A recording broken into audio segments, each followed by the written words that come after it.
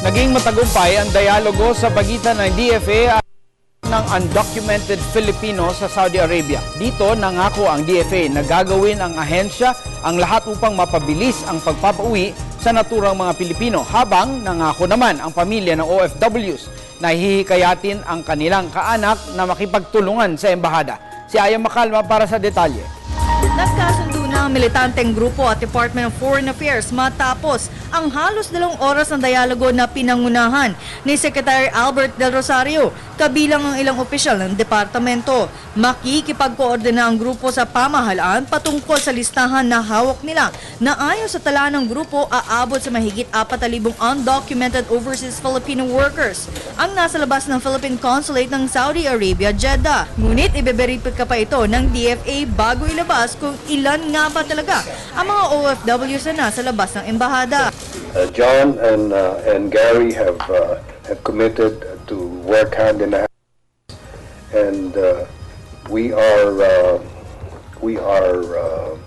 one in terms of our objectives. We are one in terms of the effort to facilitate the cooperation and to get our people home.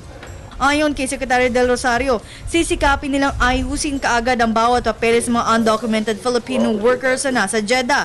Kabilang na dito ang una na nilang hiling sa Saudi government na i-waive ang fees, penalties at no objection certificate ng bawat OFWs. Gayon din ang pag-extend sa panibagong deadline na ibinigay ng Hari ng Saudi Arabia. Katunayan, tutungo si Del Rosario sa Saudi Arabia upang makipagkita sa Crown Prince para mapabilis ang pag-aproba ng kanilang hiling.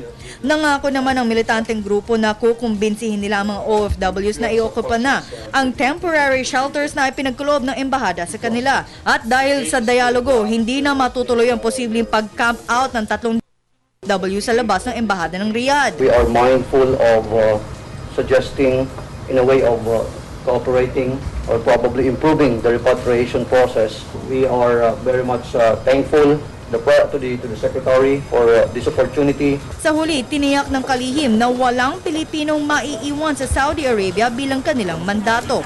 The President, when he gives instruction, is not a man of many words.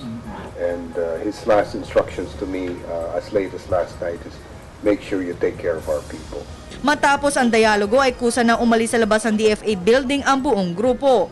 Samantala, isa si Marlon Araneta ang humarap kay Del Rosario upang personal na humingi ng tulong na maibalik na sa bansa ang bangkay ng kanyang ama na namatay nitong April 18 sa Jeddah. Nangako naman ng DFA na tutulungan nila ang kanyang pamilya.